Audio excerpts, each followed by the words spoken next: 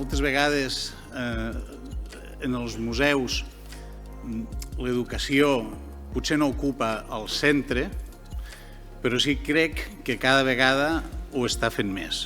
Cada vegada més l'educació en els nostres equipaments no és una activitat accessòria, sinó que és una activitat central.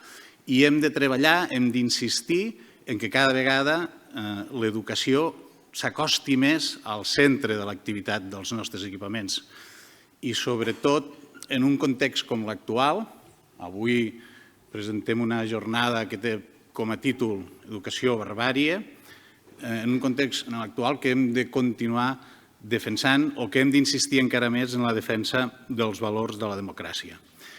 Benvinguts al Born, avui part del Museu d'Història de Barcelona, tant des del Born, quan era un centre que funcionava independentment, com des del Museu d'Història de Barcelona en el seu conjunt.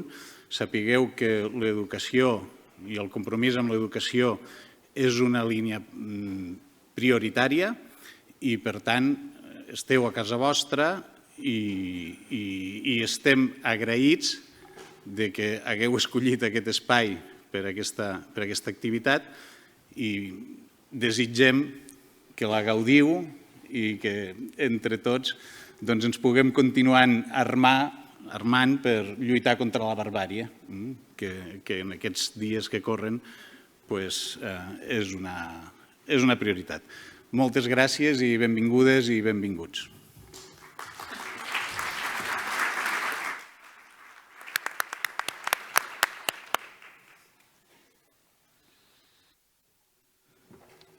Molt bona tarda a totes i a tots. Soc en Lluís Rabell, regidor d'Educació, entre altres coses, perquè tenim un ajuntament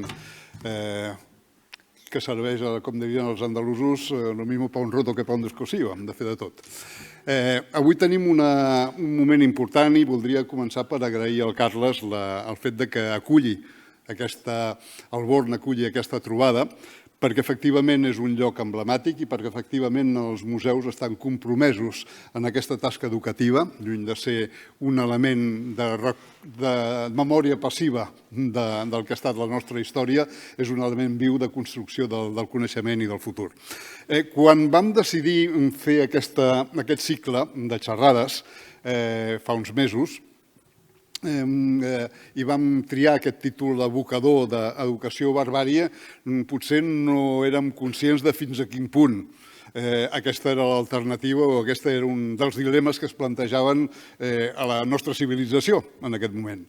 Perquè a diferència del que succeïa en l'època de l'Imperi Romà, on els bàrbars assetjaven les fronteres de l'imperi, avui els bàrbars són a la capital de l'imperi.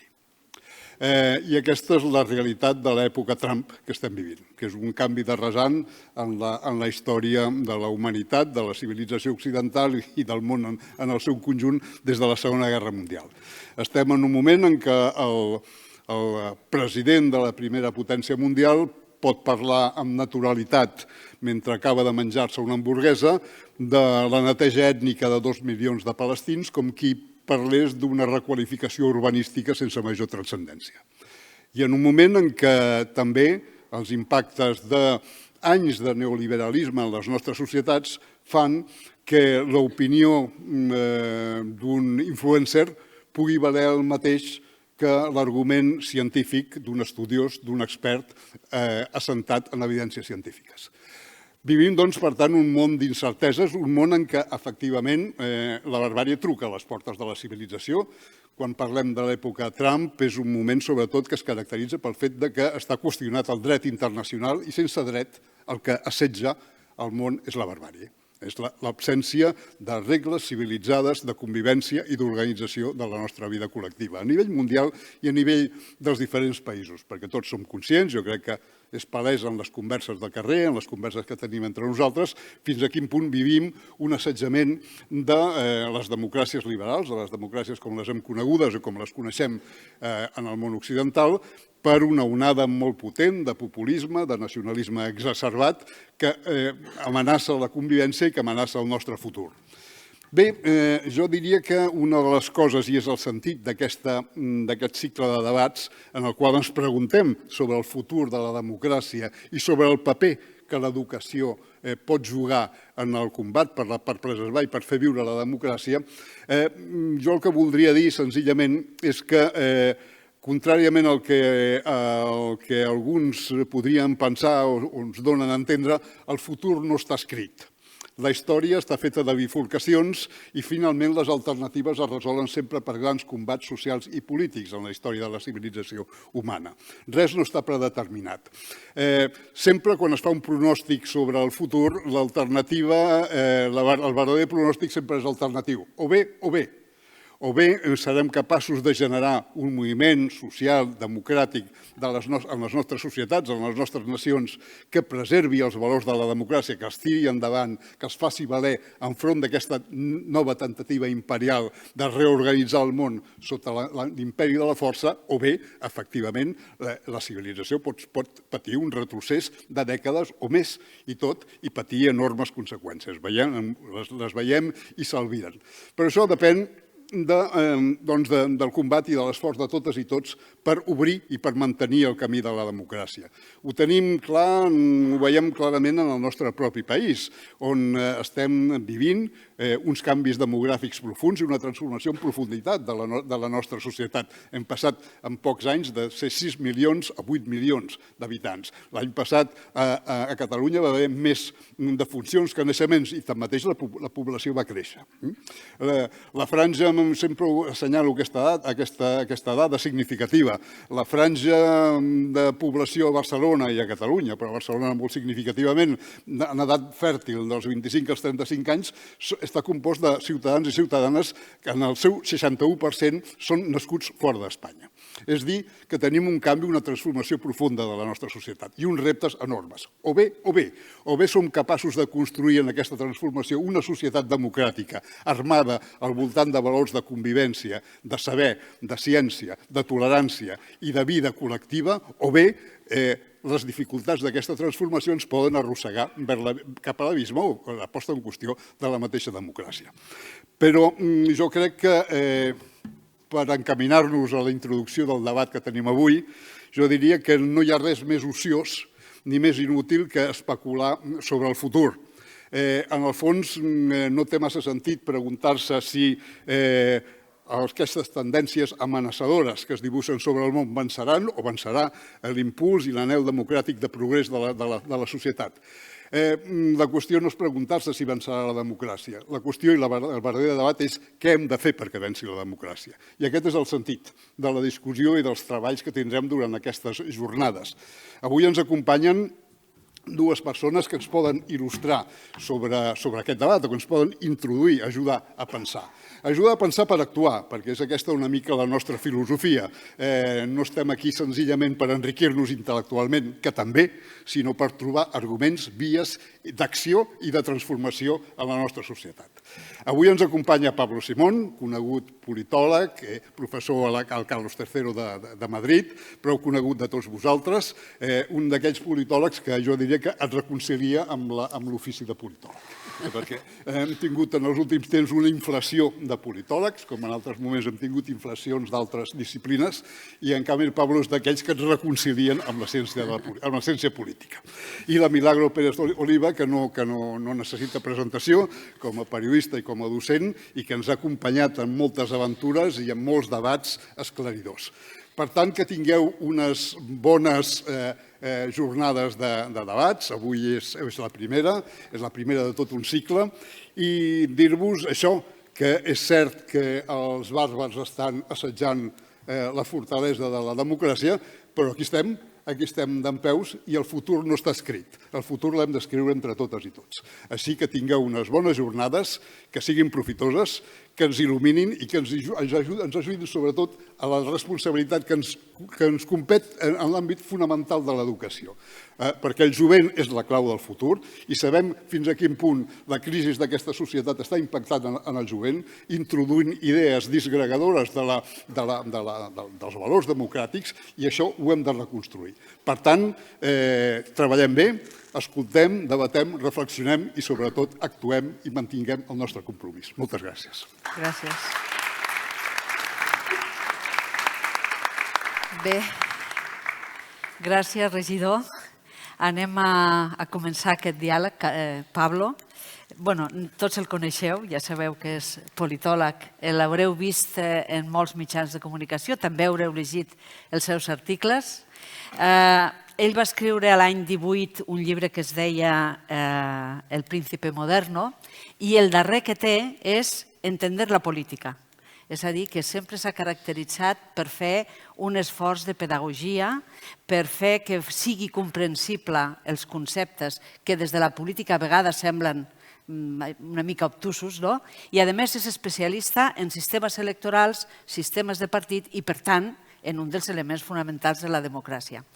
Com que avui el que parlem és de quin és el futur de la democràcia, però abans de pensar quin és el futur de la democràcia, potser que ens entretinguem una miqueta en el present de la democràcia, perquè depèn com evolucioni aquest present, el futur serà un, o serà molt bé, com ha dit el regidor, un altre molt diferent.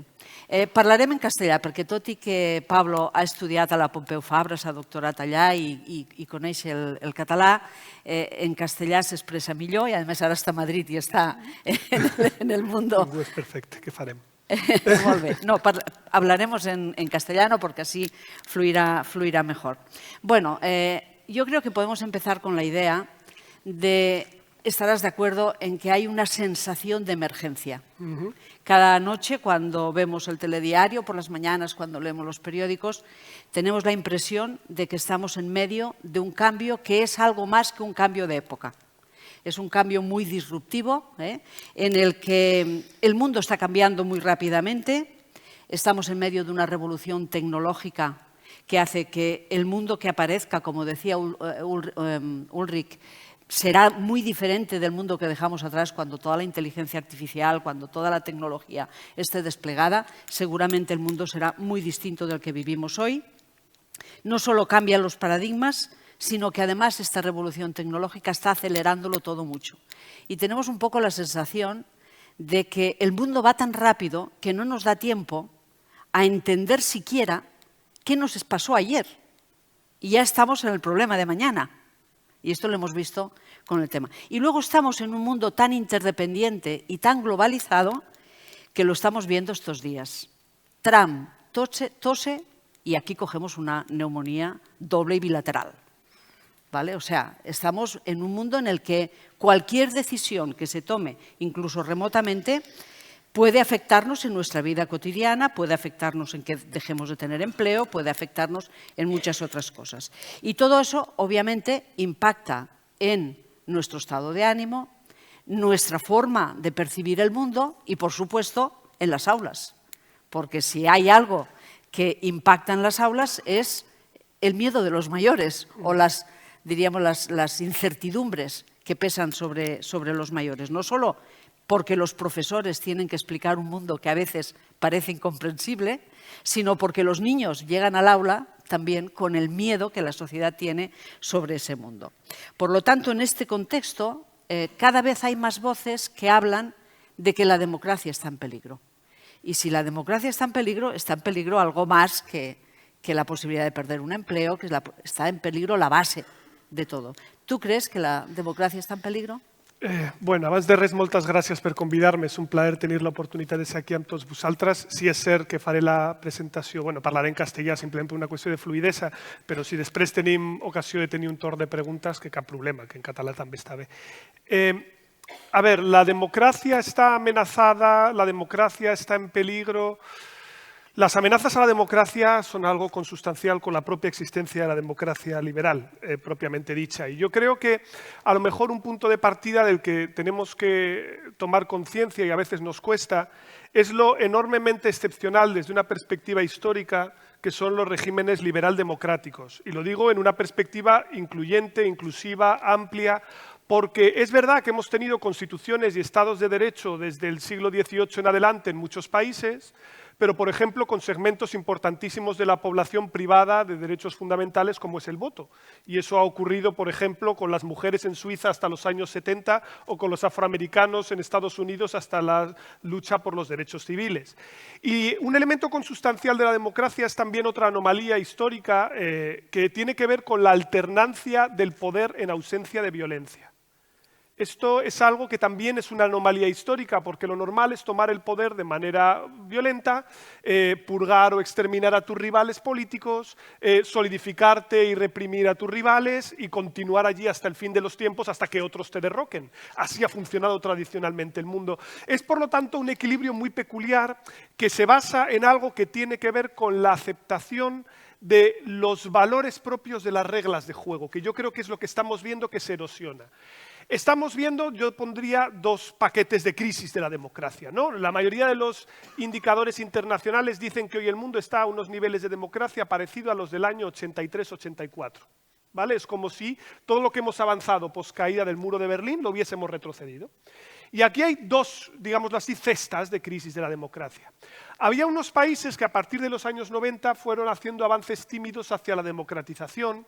Turquía, Rusia, muchas democracias latinoamericanas, incluso en África hubo algunos conatos de sistemas de partidos, pero rápidamente han retrocedido y han caído en regímenes que podríamos considerar son de autoritarismo electoral. Es decir, donde quien gana las elecciones es un partido porque no puede ser desalojado de él porque ya se encarga él de ganar las elecciones, ¿vale? Recordad que la definición más sintética de democracia es que las democracias son el único régimen político en el que aquel que está en el poder puede perder las elecciones.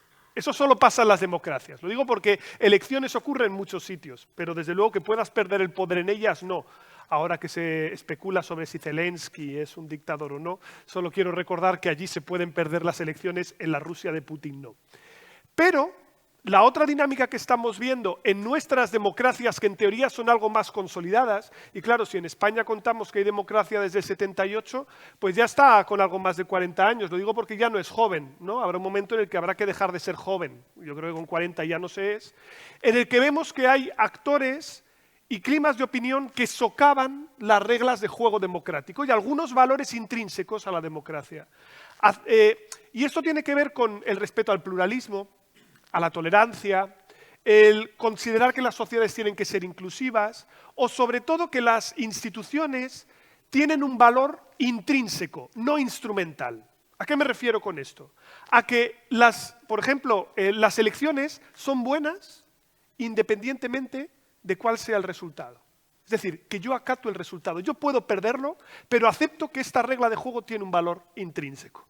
¿Cuál es el problema que vemos ahora? ¿Por qué empezamos a ver que hay un Trump o un Bolsonaro que impugna las elecciones? Porque las elecciones son instrumentales.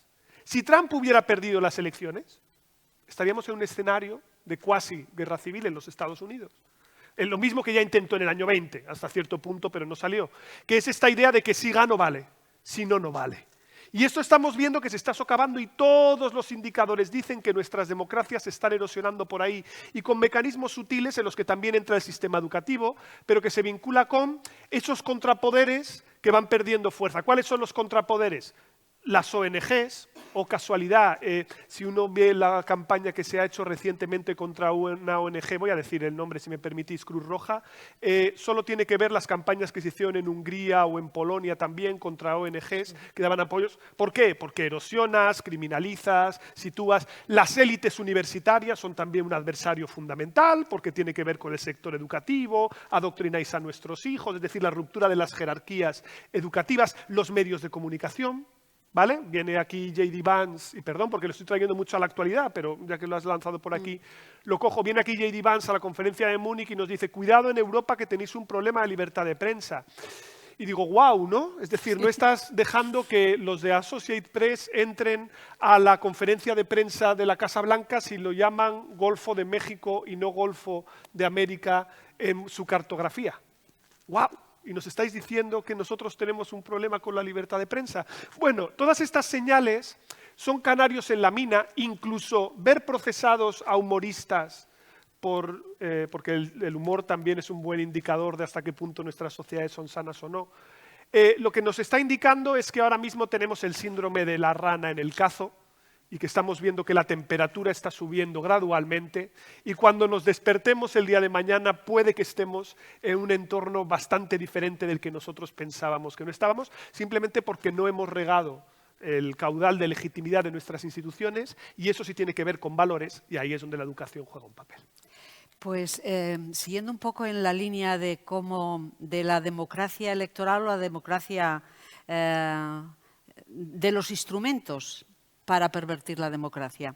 Tenemos la impresión de que estos autócratas tipo Trump o tipo Putin están utilizando la democracia como parapeto, pero la están vaciando de contenido. Es decir, en Rusia también hay elecciones. Claro. Trump ha ganado unas elecciones. La idea es, ¿van a seguir respetando que siga habiendo elecciones? O, como dicen algunos y temen algunos, puede ocurrir que en el momento que se den cuenta que pueden perder el poder y las elecciones son el enemigo, utilicen el poder que tienen para no irse del poder, Claro. que es lo que pasó con Hitler. Claro, bueno, pero en realidad lo que vimos en el año 2020 fue un simulacro. Es decir, lo que ocurrió con un Trump que no aceptaba el resultado fue tensar las costuras del sistema, y lo que estamos viendo ahora con nuestro tecno-McCarthy, que termina siendo Elon Musk, y lo digo porque lo que se está haciendo es macarcismo puro y duro, y se están viendo esos instrumentos, es emplear la administración federal para acabar con un contrapoder que también existe en nuestras democracias, que es un sistema burocrático y funcionarial independiente al poder, que establece que los límites de la ley tienen que ser cumplidos incluso por nuestros gobernantes, los mismos que se resistieron en su momento, y en última instancia esto ocurre también, y en las autocracias termina pasando, cuando esa dinámica de politización no solo pervierte las administraciones, sino que incluso termina saltando a los que en términos de barbarie son el último escudo, y es una gran pregunta que nos hacemos siempre los politólogos y lo investigamos mucho, que es los cuerpos y fuerzas de seguridad del Estado.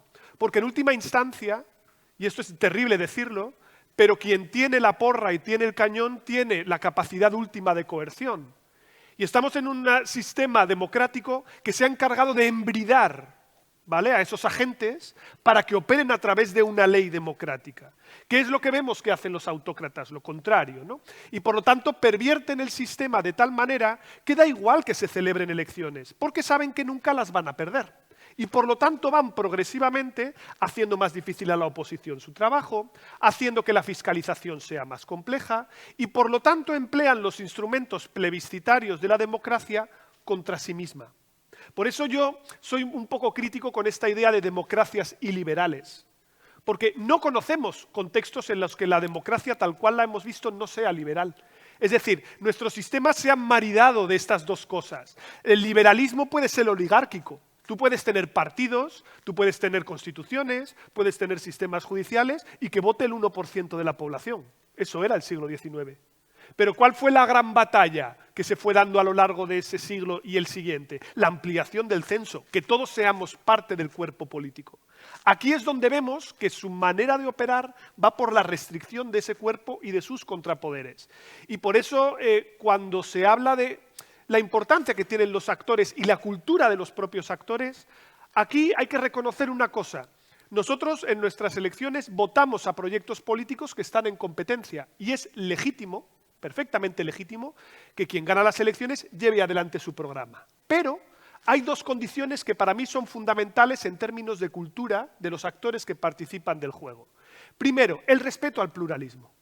Esto es un elemento que a mi juicio es un elemento nuclear fundamental. Va a haber gente con la que no estés de acuerdo, pero eso no lo convierte en un enemigo. Puede ser un adversario o alguien con quien discrepes, pero hay que ensanchar los límites de dicha tolerancia, y ahí es donde tenemos que discutir hasta dónde están esos límites, ¿vale? Y es una discusión compleja, filosófica y difícil.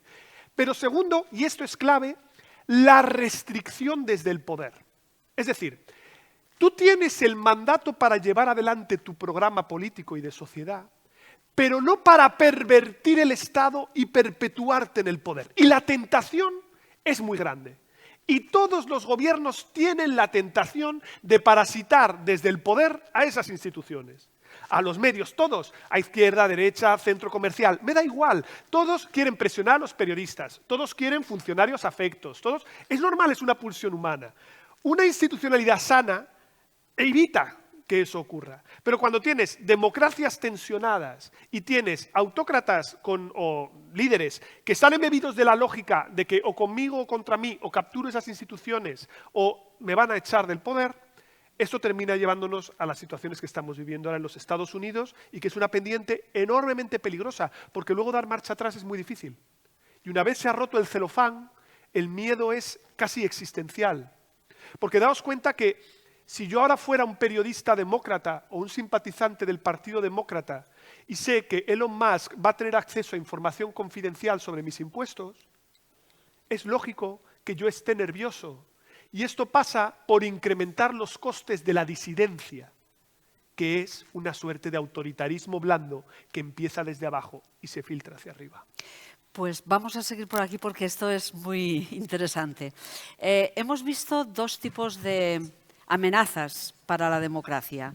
Una serían los regímenes directamente autocráticos. Aquí tenemos China, ¿no?, que no tiene libertad. Hemos visto qué ha pasado con la COVID. Los que informaban sobre la COVID desaparecieron al principio, algunos periodistas.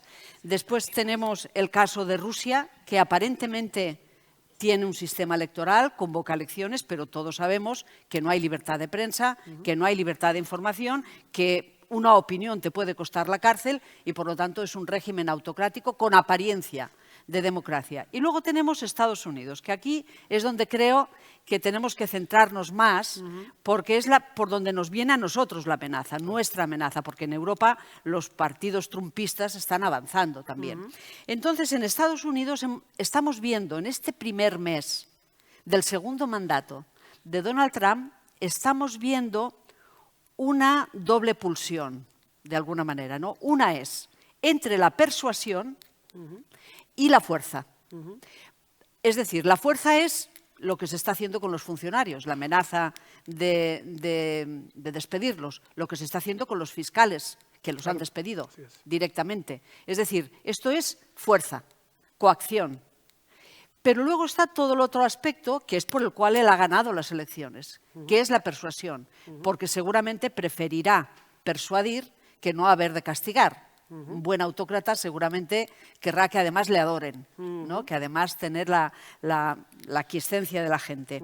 Y aquí entramos en las estrategias. Ayer tuvimos un ejemplo extraordinario de cómo los marcos mentales pueden condicionar la actitud de los ciudadanos o pueden condicionar, diríamos, la manera de percibir la realidad. Ayer Donald Trump hizo una cosa que es darle la vuelta a todo el significado que ha tenido la guerra de Ucrania.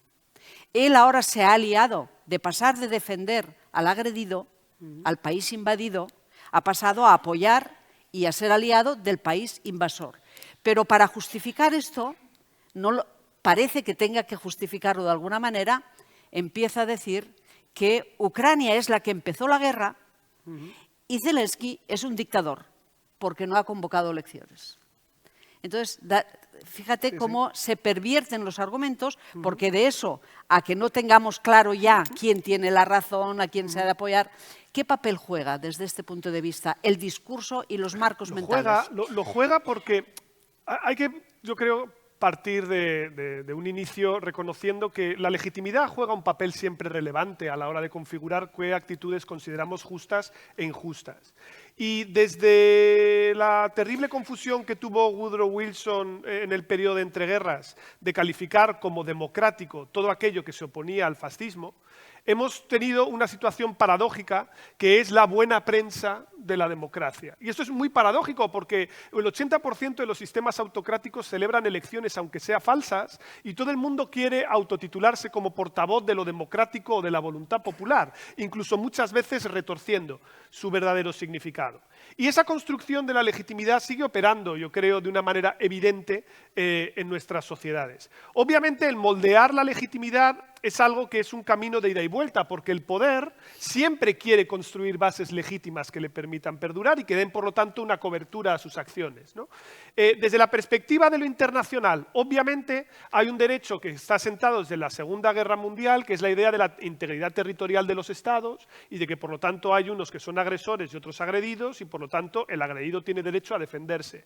El darle la vuelta es para mí algo tan parecido a lo que podemos encontrar con la que me parece ahora la perversión desde el lenguaje y desde la teoría política más interesante de todas, que es la de la libertad. Probablemente ninguna otra palabra está siendo tan prostituida como la palabra libertad, entendida desde el principio de no interferencia. Dicho de otra manera, libertad para decir y hacer lo que yo quiera, sin atender a las consecuencias que eso supone. Detrás de esta cobertura de libertad es de la que se esconde o se legitiman todos aquellos discursos de odio, que impugnan el statu quo, que persiguen a las minorías y que hoy han tenido su incluso reflejo en esta pulsión también de la legitimidad, porque hablabas de marcos mentales, de lo anti-woke. Es fascinante porque yo nunca había visto tamaño ejercicio de importación de chatarra intelectual como el que hemos vivido en el caso de lo woke de los Estados Unidos, ¿vale? Porque que alguien me explique, por favor, y lamento enervarme un poco en este punto, pero me genera cierta frustración, ¿qué puñetas es lo woke en Europa? Porque todavía no he sido capaz de que ningún amigo conservador o simpatizante de la derecha radical me lo identifique, más allá de decir que el alachús de las campanadas de Navidad en televisión española es woke. Y parece que es gracioso y es paradigmático, pero para mí se ha vuelto la cobertura equivalente a lo que era el comunismo en los Estados Unidos en los años 50. Es decir, un fantasma con el que asustar contra todas aquellas políticas que no me gusta y en el que poder enmarcar el odio a todos aquellos grupos sociales que nos estorban. Y ahora es woke las cuotas. Y ahora es woke los derechos de las minorías sexuales. Y ahora es woke el que digamos que, bueno, a lo mejor tiene que haber una representación equivalente en nuestros órganos de dirección de minorías raciales que también están y que se ven discriminadas. Ahora todo pasa a ser woke. Y es lógico, por lo tanto, que J.D. Vance nos señale a nosotros como el fruto decadente de esto, porque, a su modo de ver, Europa es un faro de lo woke. ¿Cómo no lo va a ser si nosotros somos los que promocionamos los derechos humanos y los derechos sociales? Desde su perspectiva somos esa suerte de Unión Soviética decadente que está irradiando eso woke allá, y además, porque esto lo asociabas con los aliados del trumpismo aquí, el cebar a los quintacolumnistas. Y lo voy a decir así, con estas palabras, los quintacolumnistas del autoritarismo en nuestros países, que son la derecha radical que está aquí para importar esas narrativas, para generar discursos de odio, para hacerse más fuertes y en última instancia para continuar erosionando el proyecto europeo detrás del paradigma de la autonomía del Estado-nación. Y no hay mejor manera de conseguir el poder también en el bloque occidental, que el divide et impera. Divide y gobierna. Consigue que España se desmembre, ¿no?, y deje de mirar, o Francia o Italia, a la Unión Europea, y trata desde el Estado-nación de embridar a las grandes compañías tecnológicas. Buena suerte. El despiezarnos es el primer paso para vendernos. Todavía no estoy seguro de si a China o a los Estados Unidos, pero esto es el proyecto que hay en el fondo detrás de esta narrativa, de vuelta a una utopía reaccionaria que nunca existió, que viene alentada por quienes siguen teniendo una capacidad de imaginario cultural muy fuerte en nosotros, que son los Estados Unidos, y que desde luego tienen un proyecto muy definido. Y es cierto que la verdad es que ahora estoy tomando bastante partido como politólogo, pero a lo mejor va siendo hora de hacerlo.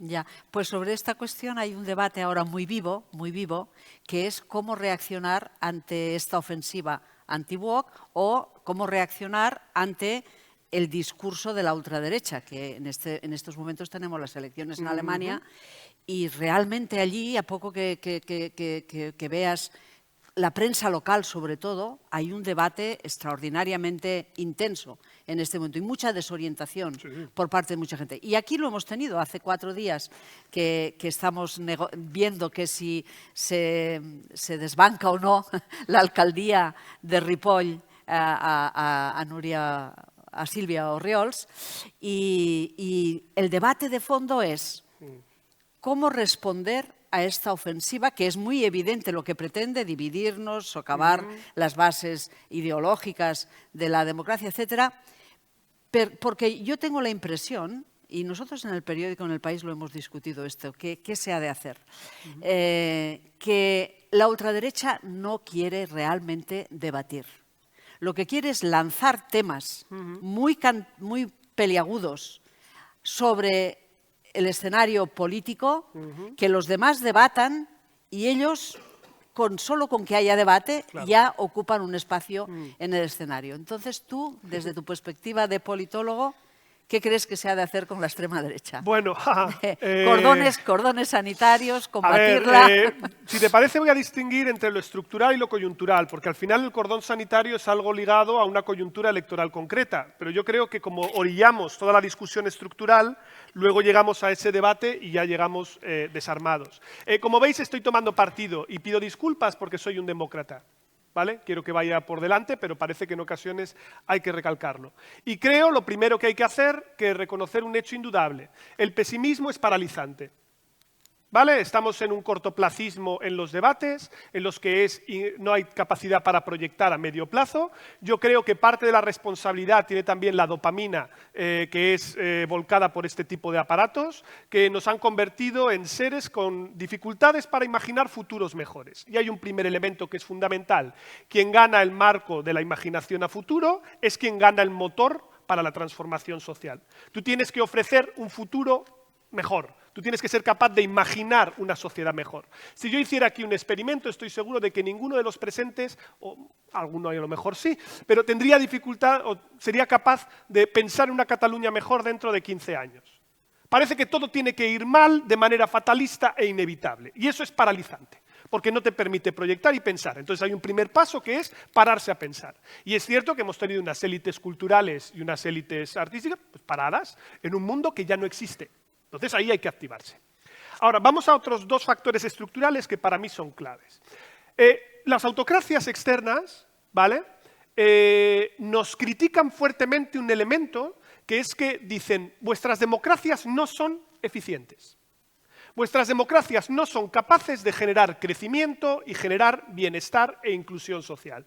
Mirad los autoritarismos como podemos pensar en el medio plazo, vosotros enredados en vuestros procesos, estáis con vuestros líos internos y no sois capaces de dar prosperidad. El principal lema del franquismo era 40 años de paz y prosperidad, que es que a la hora de la verdad las dictaduras fundamentan su legitimidad en el crecimiento. Reto y desafío que tenemos ahora. No tenemos dimensionadas ni nuestras administraciones ni nuestros estados para proveer de servicios públicos de inclusión y de crecimiento al nivel que necesitamos. Y esto pasa por una discusión profunda de estatalidad. Y esto lo hemos visto en la Dana, en su manifestación más cruda. No tenemos a una administración preparada para poder ser lo flexible y lo resiliente que hace falta para los desafíos presentes. El primer punto en la agenda de las fuerzas democráticas es que el Estado funcione mejor. Porque el argumento contrario es que entonces, ¿Estado para qué? Y en Estado para qué, en las posiciones más anarcoliberales ganan más espacio. De hecho, ahora hay una polémica creciente sobre el papel de los impuestos, del Estado, etcétera, y que no se equivoquen. Un Estado más débil no significa que el poder desaparece. Es que el poder todavía está más en manos de los que ya lo tienen. Que es que ahora vivimos esta paradoja, ¿no? Porque el capitalismo ya es hegemónico, pero puedes elegir dos modelos. Capitalismo de Estado a la China o los capitalistas dentro del Estado, como en Estados Unidos, que directamente entran en el Estado y gestionan desde allí.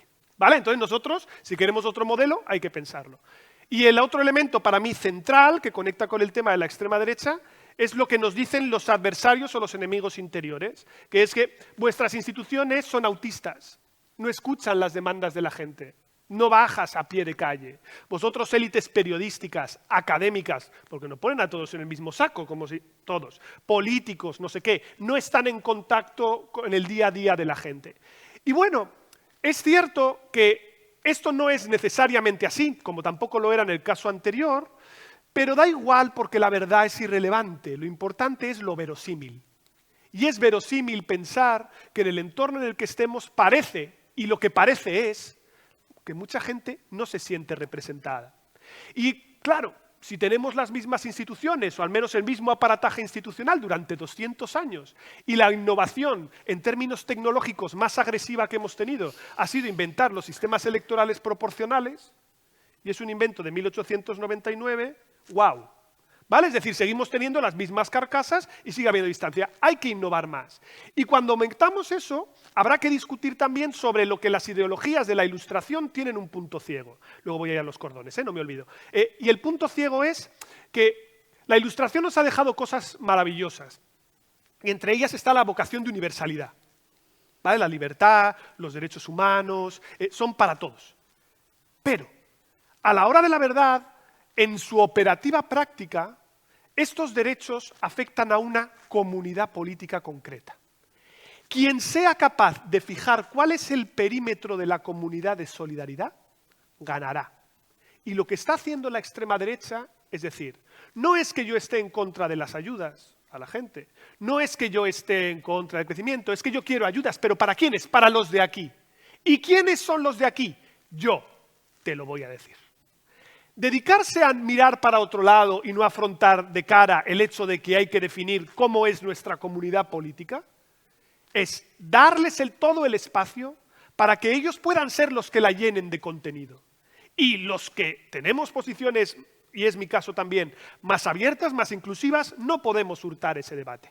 Y cuando metamos mano a eso, entonces ya discutiremos sobre si tienen que entrar en el gobierno, no, porque a mí lo que más me preocupa no es el asalto a las instituciones desde fuera, sino cómo terminan permeando en la opinión pública y en la derecha moderada desde dentro.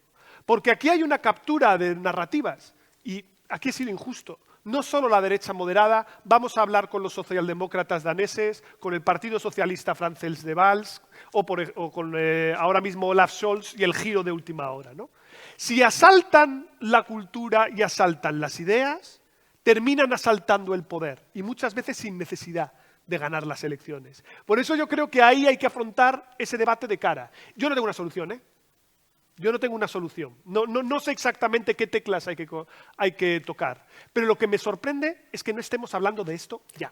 Pero cuando estás hablando de captura de narrativas, lo que me parece a mí que está ocurriendo es que esas narrativas van penetrando incluso en los estados de pensamiento de la izquierda y del progresismo. Sí. En el sentido de que, por ejemplo, estamos viendo cómo se desacredita. Cada vez que se habla de un problema, alguien sale diciendo la culpa es del buenismo. ¿Qué es el buenismo? ¿Cómo se caracteriza el buenismo, no? El buenismo es, en general, la izquierda. Sí. Hemos de hablar de la inmigración, porque la izquierda no se ha ocupado de la inmigración. Jolín, no ha hecho otra cosa que acoger. Y eso ya es una política, ¿no? No es una política acoger. Bueno, y incluso en una parte de la izquierda se está asumiendo el discurso anti-woke. Diciendo, no hemos hablado de clases y hemos pasado a defender minorías muy minoritarias, en lugar de defender al conjunto de los trabajadores. Este es un debate que hay. ¿Hasta qué punto eso no es también la colonización de este marco mental contra el progresismo? Joder, es que ha sacado tantas cosas tan interesantes. A ver, la primera es que estamos en un contexto en el que ahora mismo se penaliza más el cinismo que el malismo, ¿vale? Y ese es el gran problema que tiene la izquierda. ¿A qué me refiero con esto? Trump está haciendo lo que ha dicho que va a hacer. A Trump los derechos humanos le dan igual.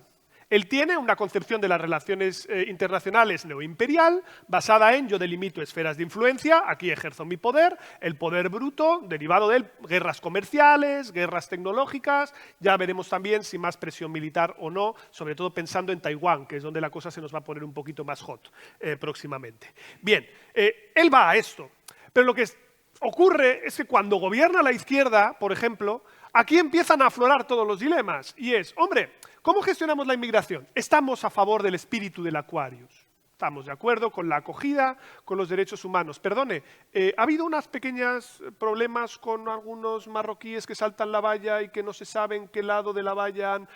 No me suena. No me viene, perdón. Entonces, me doy de bruces con un elemento que el electorado nota y penaliza, que no tiene que ver con el buenismo, sino con la hipocresía. Que es decir, yo defiendo unos discursos determinados, pero luego externalizo el control de las fronteras en países autoritarios para que las violaciones de los derechos humanos, como las hace Marruecos, no se vean. Entonces, claro, ahí más que el buenismo tiene que ver con el problema de la incoherencia. Y eso es lo que hace que cuando afloran estos debates de la inmigración, la izquierda no sepa qué hacer, porque hay un desajuste. Y ojo, yo sigo prefiriendo la hipocresía al malismo puro, Claro. ¿vale? Porque al menos puedo apuntar con el dedo. Porque al otro no le puedo apuntar con el dedo, porque está haciendo exactamente lo que ha dicho que va a hacer. Y es verdad que todos en la vida somos un poco hipócritas en algunas cosas, porque la vida se mueve muchas veces en el desacople entre el ideal y la acción, ¿vale? Entre cómo quiero ser y cómo soy realmente. Y hay un poco de hipocresía, pero si yo soy consciente de que me gustaría ser de otra manera, puedo mejorar. Vale, pues bueno, aquí hay una cuestión fundamental que no se aborda, y es que la izquierda, pues por ejemplo, los debates que tienen que ver con la inmigración, por ejemplo, los debates que tienen que ver con el crecimiento, también los ha dejado de lado. Es decir, sobre hablar de, hombre, que la igualdad y la redistribución son relevantes, pero es que es fundamental porque gracias a eso podemos tener también sociedades que crecen más. Y el argumento, por ejemplo, claramente, y te pongo un ejemplo muy fácil, ¿no? Una buena política de vivienda, ¿por qué se puede justificar? Podemos hablar de miles de razones de equidad, en lo que la izquierda insiste mucho. Yo diría una razón netamente económica. Si la gente no puede ir a vivir a aquellos sitios en los que hay un puesto de trabajo porque tiene que estar en el radio de acción del piso de sus padres para buscar empleo, es más complicado que la gente trabaje y por lo tanto crecemos menos. Mira, un argumento netamente económico para poder justificar. Y todos esos argumentos que a lo mejor sí defendían los socialdemócratas en los años 60-70, pues ahora se han dejado de lado. Y ahora, lo de las clases, nostalgia obrera. Porque es puro fetiche, y yo lo entiendo. ¿Por qué? Porque en realidad es refugiarnos en categorías que no son cognoscibles, que son identificables, que son estos mitos en los que volvemos otra vez a imaginarnos a este obrero de la SEAT en Martorell, con su mono, ajustando tuercas y fuertemente sindicado. Y claro, en un mundo como el que vivimos ahora, en el que esos obreros se han reducido en el porcentaje del censo, porque hoy los obreros están en China, en el sudeste asiático, no están aquí. Las sociedades se han terciarizado y hoy es más precario un rider de Deliveroo que un obrero de la SEAT de Martorell. Claro. Hacer políticas es más complicado e interpelar con esas categorías también. Y hay que ir a un elemento que parece que se ha querido construir de manera artificiosa. ¡Wow! Hoy me estoy metiendo en 1000 charcos. Que es esta idea de que hay que elegir entre redistribución y reconocimiento. Yo estoy en contra. Yo estoy totalmente en contra. Si ahora cogemos, yo no entiendo exactamente en qué erosionan los derechos de las mujeres las subidas del SMI. No termino de entenderlo muy bien. Es decir, ¿cuál es el problema? No, es que, perdone, es un tema cultural el hablar de las mujeres. ¿Cómo, perdón? O sea, que es un tema cultural el que a las mujeres se las mate. O sea, ¿es un tema cultural el que las mujeres en media cobren un 14% menos de salario? ¿Eso es un tema cultural? ¿O no es también material? ¿Dónde ponemos el corte? ¿En los temas en los que tú te sientes cómodo, camarada? Porque el mundo ha seguido girando y el que las mujeres hubieran sido en la mano de obra de reserva en la época en las que los hombres estaban en las fábricas, porque ellas se quedaban en el cuidado, no significaba que no trabajaran y no significaba que no estuvieran discriminadas. Entonces, yo entiendo que en un momento de incertidumbre como el que estamos ahora, en el que es más complicado hacer políticas y hay que pensar más, la tentación es el repliegue. La tentación es volver otra vez a categorías donde nos sentimos cómodos y entendemos lo que hay que hacer. Pero que ya no son Pero que ya no son ni analíticamente útiles porque, ostras, el mundo ha cambiado, pero lo hemos visto. Si hoy el principal bastión de las izquierdas en el mundo no son las clases obreras, son la gente que tiene más nivel educativo. Que muchos son hijos de clases obreras a su vez, pero ¿por qué esto es así? Pues por algo tan simple, porque muchas veces la gente, te pongo en esto, es un artículo académico que está bien publicado, que es que sabemos que pasar por la universidad no te hace ni más de izquierdas ni más de derechas, pero sí te hace más tolerante. Claro, si yo he pasado, yo he vivido, ¿no?, una realidad en la cual estoy con gente más educada, etc., yo veo unas desigualdades que antes no veía en otros entornos o que no se ven en otros entornos, ¿vale? Pues esta realidad ha cambiado, ¿vale? Ahora las clases que votan a unos y a otros son distintas. No querer ver esa complejidad lo que termina haciendo es construyendo vallas, ¿vale?, para que no se entienda que las sumas son más que la unidad de las partes, sino que multiplican su poder en términos emancipatorios. Y esto es lo que yo creo que hay que entender mejor. Lo que pasa es que los operadores políticos están súper despistados. Ya, pues tendremos que ir tomando alguna lección. Mira, querría aterrizar todo esto que estás diciendo al ámbito educativo en el sentido siguiente. Tú has hablado de los principios de la Ilustración. Los dos grandes principios de la Ilustración son la igualdad y la libertad. Después viene la fraternidad, pero esa siempre está un poco más ¿Por qué será? relegada, exactamente, ¿no? En el caso de la libertad y la igualdad, una idea fundamental que hemos tenido, y quizá por esto mi generación estamos tan desconcertados, es que se ha roto aquella idea que teníamos de que el progreso es una línea ascendente y hacia arriba, y que una vez que la sociedad ha probado las bondades y los beneficios en términos de cohesión social, de bienestar, de todo tipo, de la libertad y de la prosperidad y de la igualdad, pues no vamos a volver atrás. Y ahora tenemos aquí la encuesta del CEO, que nos dice que el 40% de los escolares catalanes de determinada edad pues tolerarían una dictadura en determinadas circunstancias. El CIS nos dijo anteriormente que el 46% de los jóvenes y adolescentes no les importaría vivir en una dictadura o prescindir de la democracia si eso implicara, de todas maneras, asegurarles prosperidad, diríamos, ¿no? Entonces, ¿por qué crees que los jóvenes que se han educado en un sistema educativo que tiene especial cuidado en transmitir estos valores de la Ilustración, del respeto, la tolerancia, la libertad, la fraternidad, y que los profesores se encargan además de que estos sean debates vivos y todo esto, ¿a qué atribuyes que se esté produciendo un retroceso? El 40% es mucho, ¿eh? Sí, sí, lo es. A ver, vamos a partir de, yo creo, de un principio también básico, que es que ahora mismo ninguno de los que estáis en la sala valoráis el oxígeno. Tenemos oxígeno y gracias a él podemos respirar. Pero como es algo que damos por sentado, ninguno nos preocupamos de él. Con la democracia ocurre algo relativamente parecido, ¿no? Es decir, uno hasta que no la pierde no la valora. Cuando la da por sentada, se mueve en un entorno en el que esto, pues bueno, digamos, permite hacer la vida business as usual. Pero hay que empezar por asumir una verdad que va a ser ahora un poquito cruda, ¿eh? Y perdón porque estoy aquí con gente del sector educativo. Bueno, voy a matizar. No voy a decir una verdad, voy a emitir un juicio de valor, ¿vale? Pero creo que está bien fundamentado.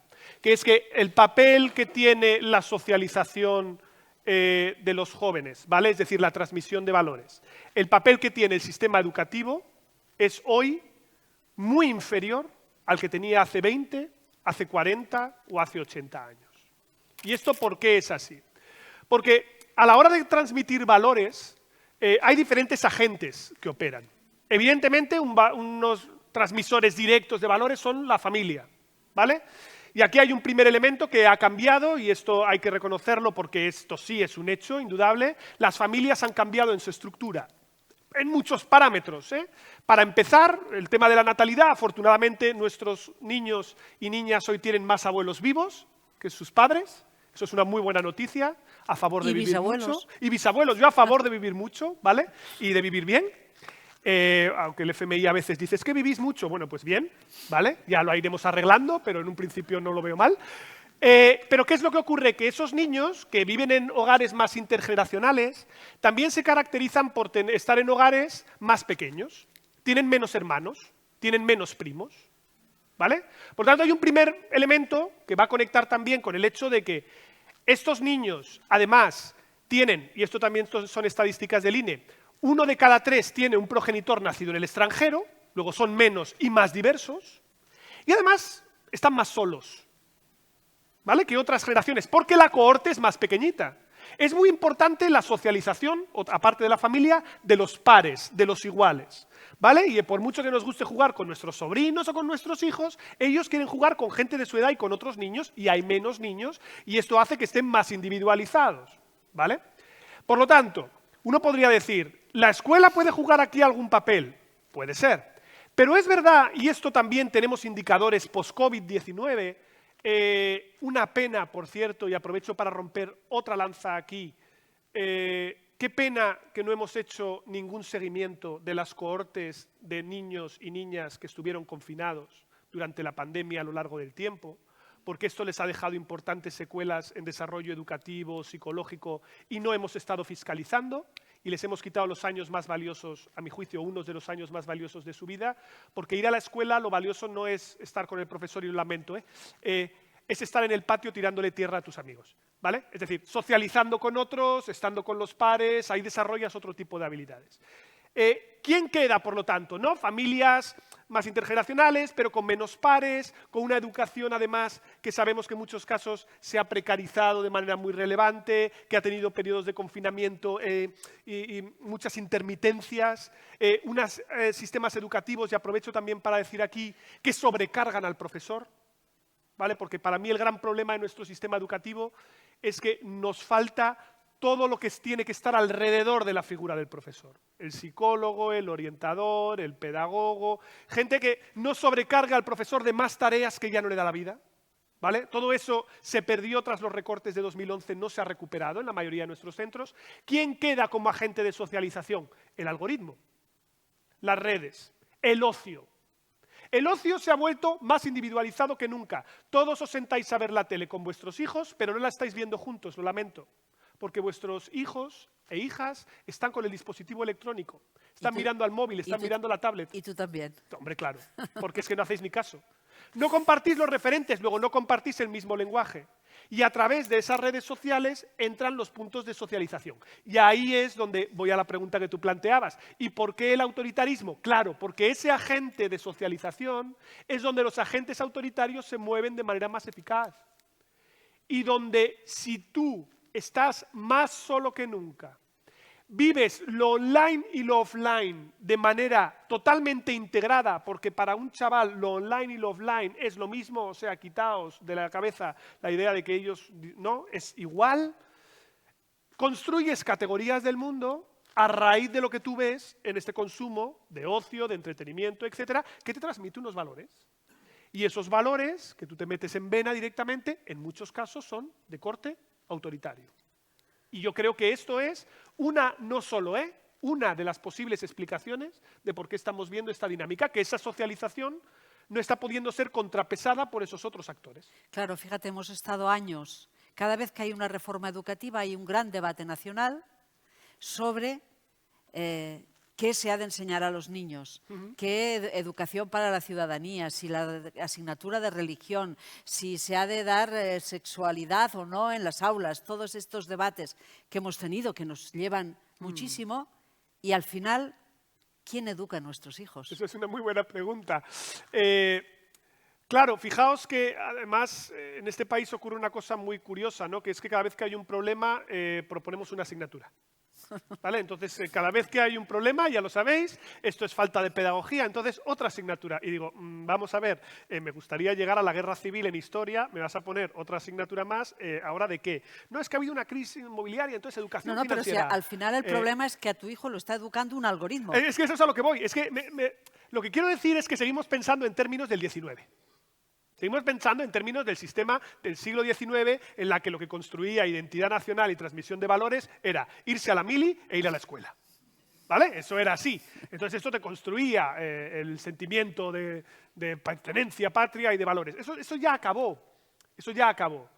De hecho, los estudios de PISA, sabéis que tienen muchos indicadores, aquí tenéis que darle una pensada y sabéis que Cataluña tiene un problema particularmente relevante en términos educativos, o sea que aquí hay pendiente mucho trabajo.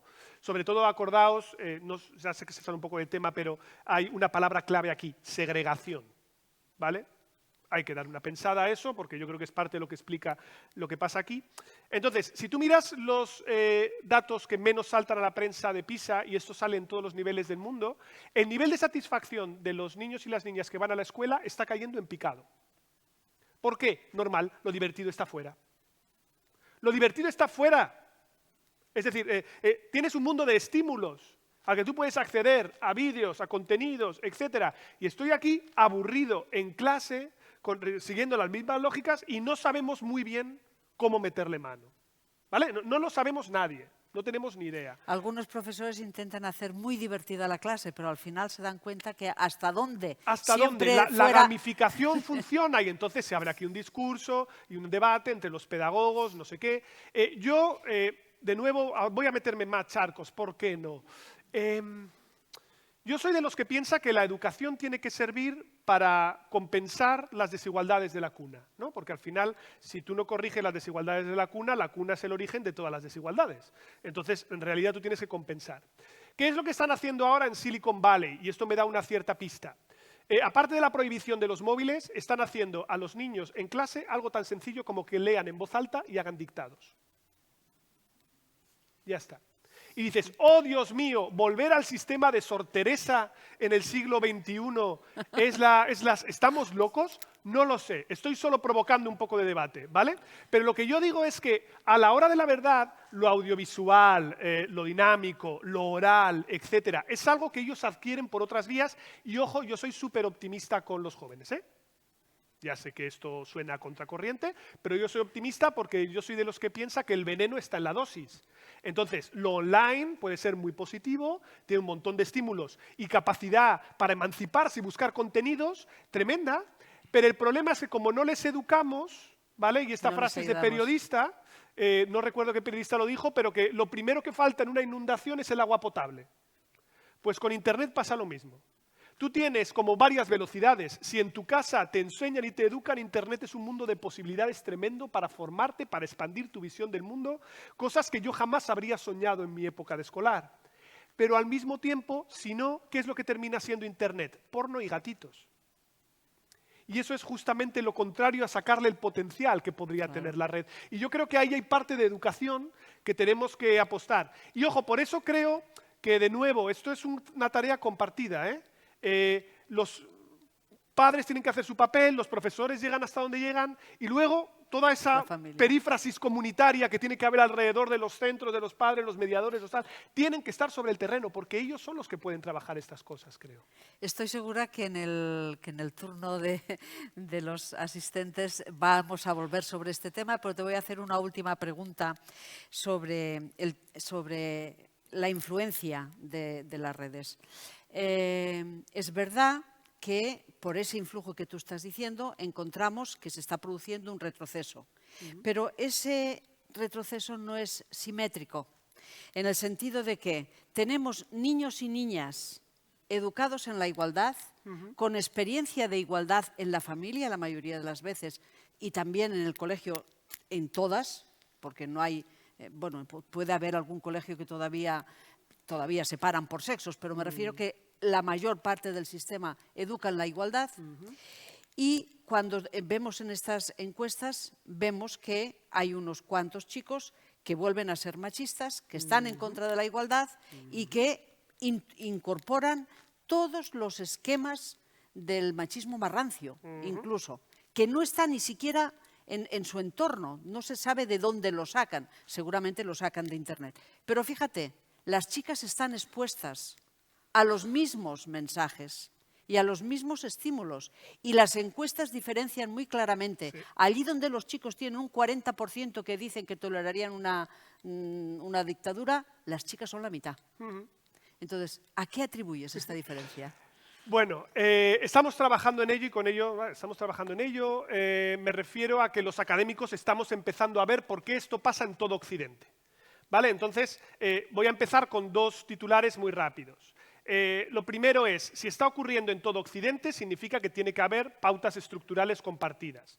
Ergo, explicaciones de hay un rechazo a un gobierno feminista o es una crítica a Irene Montero o no sé qué, todo eso no nos puede valer porque a Irene Montero a priori en Estados Unidos no la conocen y lo vemos también. ¿Vale? Por lo tanto, habiendo esta lógica, salgamos de las explicaciones, digámoslo así, más coyunturales. Segundo elemento, porque si lo dices así en crudo suena un poco pesimista, pero me gustaría hacer una declaración aquí muy clara. Mi abuelo ha sido más machista que mi padre y mi padre es más machista que cualquier joven hoy. No tenemos encuestas suficientemente válidas para poder verlo, pero incluso en un contexto en el que puede haber un retroceso, no estamos volviendo a 40 años atrás. Los esquemas son distintos y los discursos de negación del feminismo también, porque lo que se dice hoy es que la igualdad ya se ha alcanzado, ¿vale? Que es lo que llamamos sexismo moderno. Y hay muchos trabajos en ese sentido, que es decir, bueno, la igualdad ya se ha conseguido, no que ir a más, ¿vale? Porque ya somos iguales ellos y ellas. Explicaciones de por qué puede estar esto pasando. Bueno, de nuevo, todo conjeturas, ¿vale? Hay algunas cuestiones que yo creo que son estructurales y que lo pueden explicar, que tienen que ver con un elemento diferencial, también vinculado a las redes, que es que por primera vez en la historia, las mujeres tienen mayor nivel educativo que los hombres.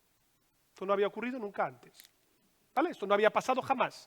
Hay mayor número de tituladas universitarias a nivel global, hay más abandono escolar masculino que femenino, y esto se perpetúa en el tiempo, ¿vale? Por lo tanto, hay un primer desacople, que es que los sociólogos dicen que normalmente la gente se empareja con gente que tiene un nivel educativo parecido, o lo tradicional había sido que el hombre fuera el proveedor con más nivel educativo y la mujer que tuviera menos. Bueno, pues hay una inversión estructural en esto, que esto ha cambiado incluso las dinámicas de emparejamiento, ¿vale? Además, y este es otro elemento también muy interesante, ellos y ellas, Instituto Centro Reina Sofía, ¿vale? La antigua FAD tiene un estudio muy interesante sobre esto, emplean las redes de manera diferente, ¿vale?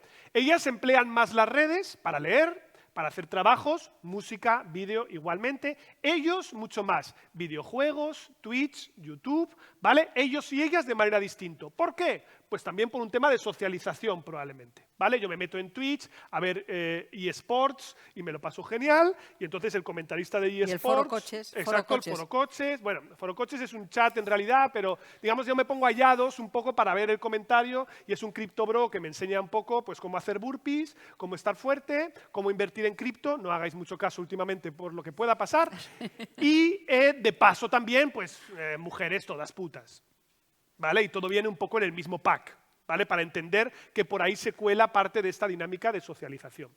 Pero yo creo que hay un elemento más micro, más psicológico, que explica que los hombres jóvenes estén teniendo una reacción antifeminista más allá de la irradiación que hace la extrema derecha, que en redes se mueve como pez en el agua. Y es la sensación de rechazo, la sensación de perdedor. Cuando tú vas a un chaval de 14, 15 años y le hablas de la desigualdad entre hombres y mujeres, es razonable que ese chico pues, le resulte algo un poco complicado de entender. ¿Por qué? Pues porque él no vive las realidades del mercado de trabajo, él no vive el hecho de que una mujer a los 30 años tiene que decidir si continúa con su carrera laboral o tiene un hijo o una hija. No es todavía consciente de esa realidad, él no lo ve. Pero es verdad que meterle de manera directa y por un embudo desde el canal institucional la idea de que si eres un hombre eres un violador en potencia, esto puede generar una contrarreacción. ¿Y qué es lo que ocurre? Hoy también tenemos datos de esto. Las principales dinámicas de emparejamiento entre hombres y mujeres se dan mediante mecanismos online. El rechazo online es mucho más fuerte que el rechazo personal. Hombres rechazados por mujeres, porque las mujeres van a lo suyo, porque tienen unos valores y una mentalidad en la que ellas no quieren volver atrás, ellas siguen ahí, en la que no ven que encajen, en la que además se sienten estigmatizados, son presa fácil para una lógica de radicalización en posiciones de extrema derecha. Voy a hacer una analogía terrible. ¿Esto se está grabando? Sí, se está grabando. Pues voy a hacer una analogía terrible, que es las lógicas, o lo que Gambetta y otros explicaban en las lógicas de radicalización del terrorismo yihadista. Y voy a plantearlo desde la siguiente perspectiva. Él lo que planteaba es que una de las razones profundas por las cuales el terrorismo yihadista reverdece entre los jóvenes y no entre sus padres, tiene que ver con un componente de impugnación generacional y sensación de rechazo y abandono. Lo que yo tengo la impresión es que hay muchos chicos, hoy jóvenes, que son presa fácil para ese tipo de discursos porque no se ubican en un mundo en el que ellas han avanzado en términos de derechos, en el que las sexualidades se han vuelto más diversas que nunca, en la que a través de redes tienes que comprometerte en una dirección o en otra desde una perspectiva política, afectiva, sexual, etcétera, y se sienten rechazados. Y yo creo, y esto de nuevo también es muy ir contracorriente, que hay que apoyarlas a ellas, pero hay que intentar acercarse a ellos. Pero ¿hasta qué punto ser comprensivos? ¿Hasta qué punto? Este es el debate. Es decir, al final lo que yo quiero pensar, y es la razón por la que yo como politólogo aquí tengo una barrera que no puedo cruzar, es que parte de estos mecanismos, igual que ocurre con el auge de las teorías conspiranoicas, tienen que ver con mecanismos psicológicos mucho más profundos que se vehiculan a través del sentimiento de rechazo y la voluntad de aceptación. Encontrar un lugar en el mundo, ¿vale? Y hoy la mitad de los problemas de los que hablamos a nivel global tienen que ver con el despiste del hombre blanco heterosexual. Con su despiste, o sea, su desubicación en muchas de estas cosas, ¿no? Que es lo que le empuja y es lo que le convierte en caldo de cultivo de posiciones más radicales. Entonces, yo soy partidario, y esto de nuevo sé que es ir contracorriente, de construir discursos que sean inclusivos en el que no se plantee un juego de suma cero en el feminismo, por ponerte un ejemplo, ¿no? En la idea de que, y yo esto lo defiendo siempre, de que una sociedad más feminista es una sociedad mejor para mujeres y para hombres. Pero ese es el discurso feminista. Ese es cierto discurso feminista, no el que instrumentalizan ellos. Bueno, pero... Y a lo mejor no el que somos capaces de poner en circulación. Lo digo porque también es cómodo sentarnos y decir que ganan la partida porque se radicalizan y no porque nosotros no cometamos ningún error. Y yo creo que, y como veis me coloco en el bando de los feministas con mi deconstrucción personal y todas mis movidas mentales, pero yo sí creo que hay que hacer la coalición más amplia. Y esto es complicado. Ya, pero no también hay, en las aulas, ¿eh? Pero no hay también en esta sensación que dices de que los chicos nos ubican una resistencia a perder los privilegios, porque claro, si ¿Qué privilegio tiene un chaval de 16 años? No, los privilegios como género, como hombres. Por arriba. Chaval de 16 años todavía no sabe lo que es el privilegio porque todavía no lo hemos echado a rodar. No, pero el que está influyendo sobre el que está, claro, pero el que está empezando a hablar por arriba, sí. Es decir, lo el Albise está muy bien situado. Claro, el Albise está muy bien situado, pero lo que yo quiero decir con esto es que o somos capaces de construir, ya sé que me estoy metiendo, bueno, pero es que si no, no hay debate, ¿no? Si no somos capaces de construir referentes de masculinidad sana para ellos... ¿Pero lo hemos de construir las mujeres? No, estoy hablando, cuando utilizo el plural no hablo de vosotras. Hablo de todos, estoy hablando, porque esto es una tarea. No, es que yo no creo que el feminismo sea una cuestión de mujeres, perdón. Claro, pero ¿cuántos Salazar tenemos? No lo sé. Es decir, pero que yo creo que esto es parte del debate del que tenemos que hablar, porque si no, yo le empujo a la mano, a los brazos de otros referentes que sí le dan unos discursos con los que yo no estoy de acuerdo. Y yo sí creo que tenemos que darle una pensada a esto. Y claro, esto es un poco más complejo de lo que hemos hecho hasta ahora. Claro, porque ahora los adversarios también son más difíciles de los que teníamos antes. Porque cada ola de feminismo ha tenido unas luchas distintas y más fáciles. No digo, ojo, no que estoy quitando ningún mérito, ¿no? Pero había como ítems o hitos como muy claros a por los que ir, ¿no? Pero ahora estamos hablando de componentes más sutiles. Y es verdad que yo aquí sí que creo que si no, los principales damnificados, y no lo saben, van a acabar siendo ellos, ¿eh? Ya. Porque, ¿o qué pensáis? ¿Que el movimiento incel en los Estados Unidos cae del cielo? Es decir, está empezando a arraigar. Y yo sé que esto es un elemento que es complicado. Y desde el aula más, y desde los hogares más. Pero una cosa que tenemos que recuperar es hablar de sexualidad. Ha desaparecido. Y encima todavía tenemos más miedo porque los del PIN parental están ganando la hegemonía y si un profesor dice que va a dar talleres de educación sexual, entonces todos nos acogotamos.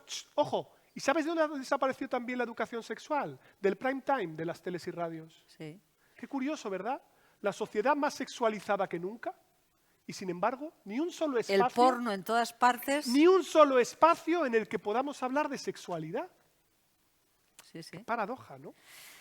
Bueno, a ver, esto está muy alto ahora, ¿eh? Bueno, los melones. Esto está muy alto y muy propicio a la polémica.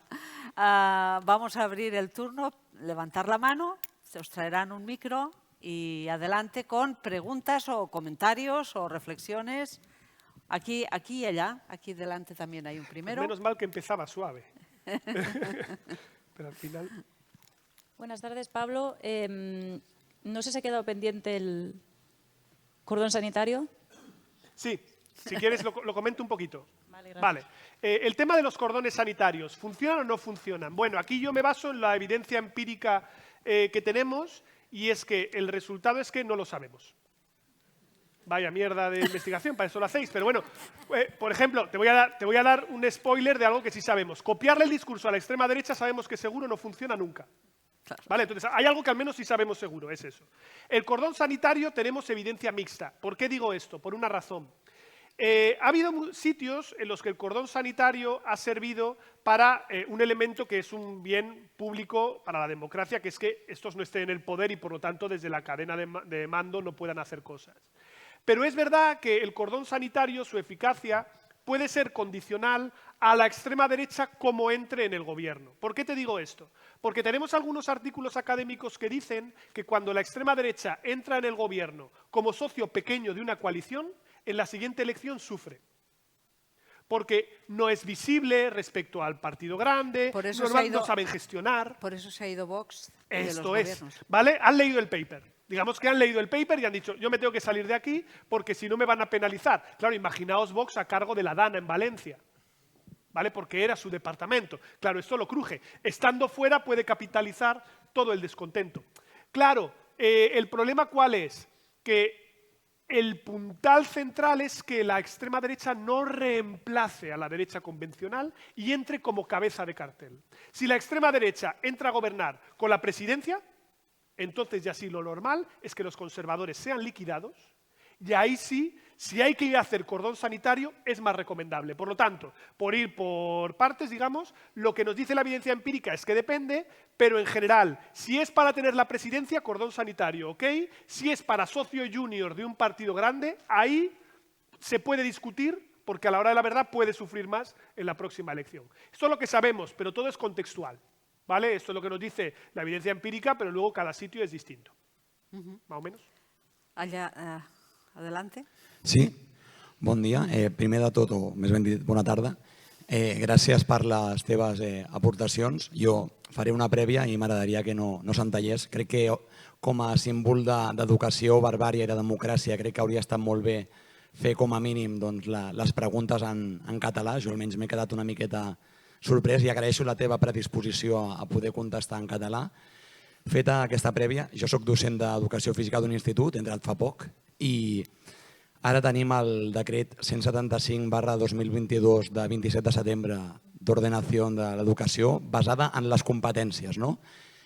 Dins de l'educació, des del punt de vista de certa gent, veiem que l'educació per competències té una part molt individual, molt individualista de la societat, molt de l'ego. En canvi, l'educació, la democràcia i la comunitat es construeix des del coneixement, des del contingut, des del saber per saber, des d'estimular l'interès i la curiositat.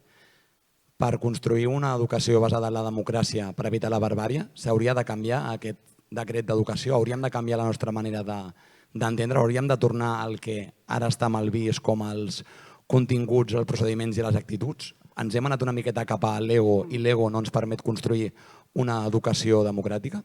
Ostres, moltes gràcies. És complicat, jo no conec aquest decret, o sigui que jo no tindré una posició clara sobre això.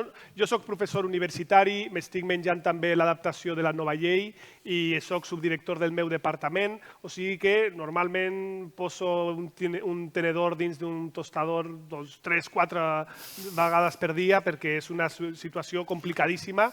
La meva total empatia amb qualsevol canvi regulatori del sistema educatiu que fa metapapers, paperassa sobre paperassa, i no parlem del que és, jo penso, rellevant. En qualsevol cas, aquí hi ha una qüestió que jo penso que és fonamental i que són dos puntals claus. I jo, quan parlo amb els meus estudiants sobre això, jo els poso moltes vegades l'exemple d'un carpinter, en aquest sentit. No sé si he fet una castellanada, no sé. En qualsevol cas, la idea és la següent. Un fuster, efectivament, ja que anem a parlar correctament. La qüestió seria, quan tu estàs fent una activitat primària, com és fer una construcció d'una porta, tu tens un element que és visible i que és resultadista. Jo estic en un procés de construcció i és aquest component del contingut. Però el que és rellevant, jo penso, en termes de transmissió de valors i d'actituds, és un subproducte, que és com el serrín que tu generes com fuster quan estàs construint aquesta porta. No és una cosa que sigui un bé primari, sinó que és un bé secundari que tu reps de la teva experiència. Dit d'una altra manera, jo li dic als meus estudiants, és important que vingueu a classe? Sí. importantíssim. Què és el més valuós? Que feu un sopar tots junts per conèixer més gent, que participeu a associacions dins del campus per tenir experiències, que us fumeu alguna classe meva que no passa res per fer una partida de mus, coneixeu gent, viveu experiències, teixiu xarxes de coneixement a través o mitjançant la relació interpersonal. I jo penso que aquesta és una clau que hem perdut i això no interpel·la només a l'escola o al sistema educatiu, ens interpel·la a tots. I jo penso que això va des de lo més micro, és la dinàmica dins de l'aula, fins lo més clar per mi, que és el model urbanístic, per posar un exemple. És a dir, jo com puc fer, si tot l'espai públic està privatitzat, que hi hagi espais comuns on gent diferent es trobi per fer coses que no impliquin consum, sinó activitats gratuïtes, divertides, d'anar a jugar al carrer o el que sigui. Em dona el mateix, da igual, és important perquè des d'Alport sabem que el roce hace el cariño. I és fonamental. Per què? Per precisament trencar amb aquesta derivada de l'hiperindividualisme online que després nosaltres reproduïm també com si no fóssim un animal que viu en manades. És que va contra la mateixa essència de la nostra espècie, que és que nosaltres hem de tenir una sabidoria i un coneixement compartit. I jo penso que hem d'anar per aquesta via. És més difícil i és molt més micro, és cert, però jo crec que hi ha una plètora de polítiques que podem fer per construir espais segurs on es trobi gent diferent, mitjançant continguts, evidentment, que són importants, la porta importa, valga la redundància, però el més rellevant és el que s'emportaran després, que és aquest serrín. I això passa amb frotar-se. Frotar-se amb tu, frotar-se amb companys que siguin diferents. Això és més important que un curs de feminisme. Que es trobin amb nois i noies en un espai segur per intercanviar i resoldre conflictes o el que sigui. Em dona el mateix, perquè això sí que és fonamental. Jo penso que això és fonamental quan estem parlant de nanos. Després el seu desenvolupament cognitiu serà progressiu i ja començaran a adonar-se que el que les han dit amb la porta també és rellevant. Però això passarà després. I si em passa a mi amb nois i noies de 18 anys, imagina't si tu estàs amb gent de 12 anys. Jo he donat xerrades a instituts i a escoles i uau.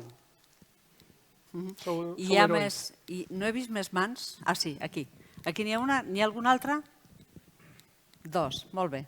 Doncs les següents. Hola, te quería comentar que, recalcar algo que has dicho que me parece muy importante y que mucha gente, personas mayores, no se dan cuenta, que los jóvenes sí que somos más feministas,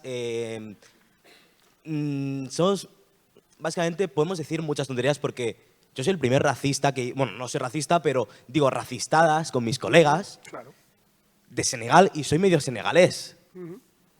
Es como... Y los jóvenes decimos muchas tonterías porque es nuestra forma de ser, aunque no lo pensemos.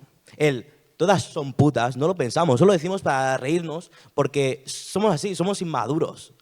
Y como que hay como este pesimismo de que los jóvenes somos mucho más machistas, que es una idea que no es real, en realidad. Porque mi abuelo español, catalán, es mucho más machista que yo, aunque yo diga, sin duda, entre colegas, todas son putas, o todas son iguales, o todas... Y, por cierto, la canciller. A ver cuándo tuiteas. Ya no estoy mucho en Twitter.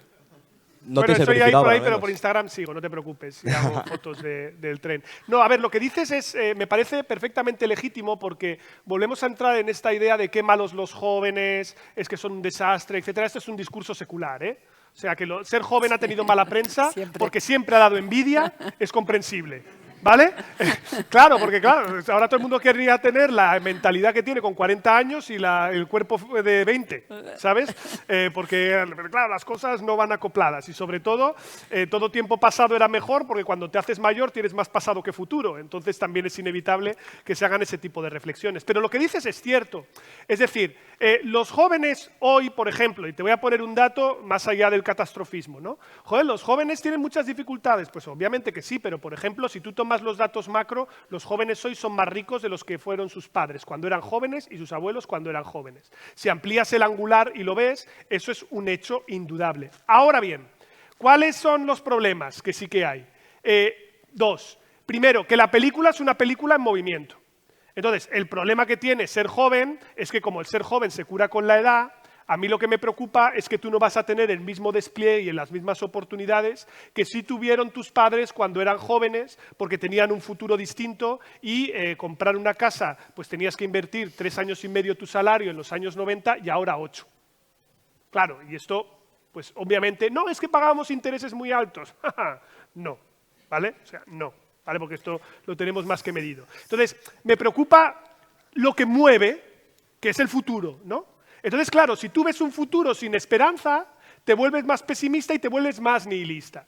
Y algunos de los rasgos, y esta es la segunda cuestión, que tiene tu generación con las encuestas que tenemos en la mano, porque todavía estáis ahí en proceso de formación, es que es verdad, si tú lo comparas con las anteriores, en muchos parámetros estáis mejor, sois menos feministas y menos ecologistas que los pesados de los millennials, que nosotros somos muy pelmas con el 15M todo el día, eso es viejísimo ya, no se acuerda nadie, pero digamos la generación de Podemos y Ciudadanos, la que rompió el bipartidismo, por decir algo, pero al mismo tiempo, por ejemplo, vuestra aproximación al mundo del trabajo es radicalmente diferente a otras generaciones. Vosotros habéis decidido que no os vais a desarrollar personal y psíquicamente a través del puesto de trabajo. ¿Y esto qué es lo que nos está diciendo? Joder, pues que hay psicología adaptativa. ¿No te fastidia? Es que no os queda más remedio que buscar otra manera de realizaros. Porque el mundo laboral de precariedad permanente, digamos que mi generación, la millennial, ha sido la última que ha comprado la milonga esta de la linealidad. ¿Vale? De tú vas a la escuela, a la universidad, trabajo fijo, te desarrollas, tal. No, eso es una milonga porque la vida no es lineal. La vida va en zigzag y vas en todas direcciones. Bueno, vosotros ya no os lo creéis. ¡Qué envidia! Sí, la verdad. ¿Qué envidia? Es decir, vosotros, por ejemplo, sois una generación que pide que le paguen cuando es becario. Y si el jefe le dice que se quede más horas de la que le toque, dice que no. Jo.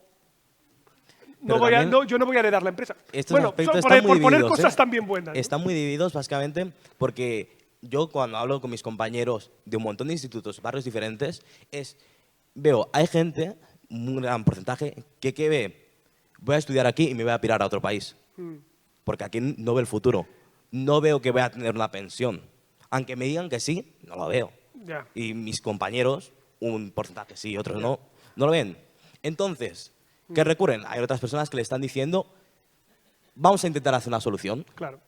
Y luego está el centro, los partidos de centro, que las soluciones que dan no a la mayoría de jóvenes de mi edad, 16 años, a los que sí estamos metidos un poco en política, no lo acabamos de ver. Vale. Vamos. Sí, perdona. ya está, pero simplemente una cosita súper breve, porque lo que te venden otros partidos es algo que los otros no hacen, que es capacidad de controlar tu futuro. Te venden agencia, aunque no la tengas. El pesimismo es decir, las cosas están mal y no puedes hacer nada para remediarlo. Los otros te dicen, si tú te esfuerzas, puedes hacer cosas. Y que ese discurso lo hayan dejado en manos de los partidos extremistas da también que pensar. Tenemos una última pregunta.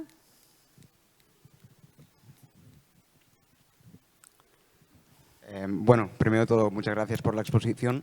Y bueno, algunos estudios más recientemente apuntan a que realmente lo que a veces se dice la ola de crecimiento de la derecha radical populista no es así, sino que los partidos han conseguido potenciar unas reservas preexistentes de potenciales de apoyo a estos partidos. Y es decir, que han movilizado al votante, sobre todo más joven, por cuestiones más sociales que no económicas. Y esa sería quizá una de las explicaciones del crecimiento de estos partidos. Entonces, ante esto, quizás se nos plantean muchas hipótesis, sobre todo de carácter más estructuralista, e incluso también lo que decía él. Y creo que como antes también has apuntado sobre todo el proceso de socialización, que difiere mucho de hace 30 años. Y quizá puede ir por ahí también. Sí, gracias, porque aquí hay un debate tremendo, ¿vale? Y no vamos a poder cubrirlo en esta respuesta. Pero claro, la cuestión es la de siempre, ¿no? ¿Es estructura económica o es cultura? Y yo siempre digo que son difícilmente separables, sobre todo desde una perspectiva empírica y objetivable. Lo digo porque, aunque la situación sea muy precaria para un joven, claro, que estemos viendo que ya hay jóvenes de 16, 17, 18 años que ni siquiera han entrado en el mercado de trabajo, que ya están en posiciones cercanas a la extrema derecha, para mí lo que me indica es que probablemente la vía de entrada es más cultural que no tanto material. No porque, ojo, la falta de expectativas de futuro, lo material, no tenga un impacto también. Sin lugar a dudas, sí. Pero claro, tú date cuenta de una cosa interesante, y aquí te lo compro, que estamos viendo, ¿no? Donald Trump tiene siempre 2 puntos más en las elecciones que cualquier candidato republicano que se presenta a la Cámara o al Senado. ¿Por qué? Porque hay gente que normalmente no vota, pero por Trump sí. ¿Vale? Y lo hace porque se activa, pues porque tiene un discurso, una narrativa, o lo que sea. Los votantes jóvenes, y esto también es una cosa que hay que reflexionar, el voto joven tiene prestigio, pero no tiene peso.